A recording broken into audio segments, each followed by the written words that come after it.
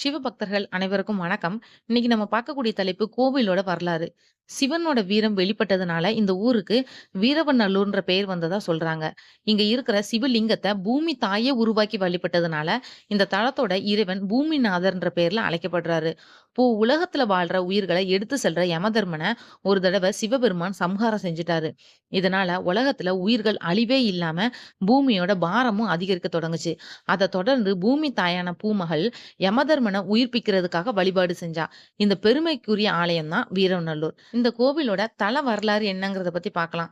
ரொம்ப நாளா குழந்தையே இல்லாமல் இருந்த மிருகண்டு முனிவருக்கும் மருத்துவவதி தம்பதியினருக்கும் சிவபெருமான வேண்டி அதோட பலனா அவங்களுக்கு ஆண் குழந்தையும் பிறந்து அந்த குழந்தைக்கு மார்க்கண்டேயர்னு பேரும் வச்சாங்க. அவன் 16 வயசுல இறந்துடுவான்னு ஜோதிடர்கள் கணிச்சு சொன்னாங்க. சின்ன வயசுலயே தன்னோட பிள்ளைய நம்ம இழந்துருவோமேன்னு சொல்லி கவலைப்பட்ட பெற்றோருக்கு தன்னை எப்படியும் சிவபெருமான் காப்பாத்துவாருன்னு மார்க்கண்டேயன் ஆறுதல் சொன்னான். சிறுவனான மார்க்கண்டேயன் சிவ வழிபாட்டுல சிறந்து விளங்கினா சிவபெருமான்கிட்ட முழுமையா சரணடைஞ்சான். அவனுக்கு 16 வயசு ஆனப்போ அவனோட உயிரை எடுத்து செல்றதுக்காக யம தூதர்கள் வந்தாங்க. அப்போ அவன் சிவ வழிபாடு செஞ்சுட்டு இருந்ததுனால இது சரியான நேரம் இல்லைன்னு திரும்பிட்டாங்க. யமதர்மன் மார்க்கண்டேயனோட உயிரை தானே எடுத்துட்டு வரேன்னு சொல்லி கிளம்புனான். சிவ பூஜை செஞ்சுட்டு இருந்த மார்க்கண்டேயன் சிவபெருமானை இறுக்கி அணைச்சதும் பாச கயிறு சிவபெருமானையும் சேர்த்து பற்றிட்டு. இதனால கோபமடைஞ்ச இறைவன் யமதர்மனை தன்னோட காலால எட்டி உதைச்சாரு. இறைவனோட தாக்குதலால நிலை குலைந்த யமதர்மன் அங்க இருந்த தென்பகுதியில வந்து விழுந்தான். ஒரு அசைவுமே இல்லாம யமதர்மன் சேலே இல்லாம இருந்ததுனால ஒரு சாதாரண கொடியா மாறிட்டான். இதனால யமதர்மன் தன்னோட பணிய செய்ய முடியாமல் போனதுனால பூமியில இருக்கிறவங்களுக்கு இறப்பும் இல்லாமலே போயிடுச்சு. அதை தொடர்ந்து பூமியோட எடையும் அதிகமாக தொடங்குச்சு. பூமியோட அதிக எடை தாங்க முடியாத பூமி தாய் யமதர்மன் செயலற்று கிடந்த பகுதிக்கு போய் அங்க ஒரு சிவலிங்கத்தை உருவாக்கி வழிபாடு செய்ய தொடங்கினான். அவளோட வழிபாட்டுல மனம் மகிழ்ச்சியான இறைவன் அவளோட வேண்டுகோளை ஏத்து யமதர்மனை உயிர் பிச்சு கொடுத்தாரு. அப்புறமா யமதர்மன் கிட்ட இனி சிவகணங்கள் அழைக்கிற உயிருக்கு தடையா நீ இருக்கக்கூடாது, சிவ பக்தர்களுக்கு மரண பயம் கொடுத்து துன்புறுத்தக்கூடாதுன்னு அறிவுரையும் வழங்கினாரு. யமதர்மனும் அதை ஏத்துக்கிட்டு வணங்கினாரு. சிவபெருமான் யமதர்மனுக்கு உயிர் கொடுத்ததுனால இந்த ஊருக்கு தர்ம நல்லூர்னு பெயர் வந்தது.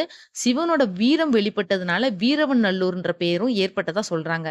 இங்க இருக்கிற சிவலிங்கத்தை பூமி தாயை உருவாக்கி வழிபட்டதுனால இந்த தலத்தோட இறைவன் பூமிநாதர்ன்ற பெயரால அழைக்கப்படுறாரு. இந்த கோவிலோட கட்டுமானத்தை பத்தி பார்க்கலாம். பாண்டிய மன்னன் அதிவீர வழுதி மாறன்றவன வகுளத்தாமன்றவன் போர்ல தோற்கடிச்சான்.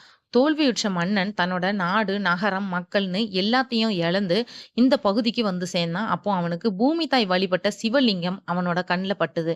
அவன் அந்த லிங்கத்துக்கு முன்ன அமர்ந்து தான் இழந்த நாட்டை திரும்ப பெறணும், நீங்க தான் உதவி பண்ணணும்னு வேண்டி கேட்டுக்கிட்டான். அவனோட வேண்டுதல்ல மனம் இறங்கிய இறைவன் அசரீரியா, மன்னா உன்னிடம் மீதம் இருக்கும் சிறு படையை கொண்டு மீண்டும் அவனை எதிர்த்து போரிடு, அந்த போரில் உனக்கு வெற்றி கிடைக்கும். அதன் பின்பு இங்கு வந்து எனக்கு கோவில் எழுப்பி வழிபாடு செய்கன்னு அசரீரியா சொன்னாரு. இதை கேட்ட மகிழ்ந்த மன்னன் மீண்டும் தன்னோட சிறு படையோட அவனை எதிர்த்து போர் செஞ்சாரு. தன்னோட நாட்டை திரும்ப பெற்ற மன்னன் அதிவீர வழுதிமாறன் அதுக்கப்புறமா இங்க வந்து இறைவனுக்கு புதிதா இந்த கோவிலோட சிறப்புகள் பத்தி பார்க்கலாம். பூமிநாதரோட இறைவியா மரகதாம்பிகை காட்சி கொடுக்குறாங்க. 2 பேருமே கிழக்கு பார்க்க தான் நமக்கு காட்சி கொடுக்குறாங்க. இந்த ஆலயத்துல தினசரி வழிபாடுகள் இருந்தாலும் ஐப்பசி மாசம் நடைபெறுற திருக்கல்யாணம் விழா 10 நாளும், மார்கழி மாதத்துல திருவாதிரை விழாவும் 10 நாட்களும் சிறப்பா இருக்கும். தேர் திருவிழாவும் நடைபெறுது.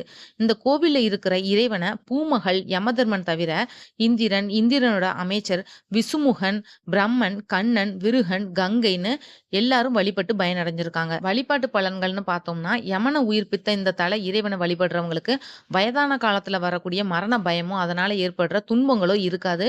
நிலம், சொத்து தொடர்பான வழக்குகள்ல வெற்றியை பெறதுக்காக இந்த தலத்தோட இறைவனை வழிபடலாம்.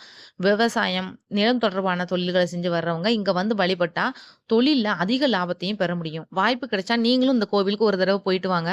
இந்த வீடியோ உங்களுக்கு பிடிச்சிருந்தா மறக்காம சேனல் சப்ஸ்கிரைப் பண்ணி ஷேர் பண்ணி விடுங்க. மற்றும் ஒரு நல்ல தலைப்புல நான் உங்களை சந்திக்கிறேன். நன்றி.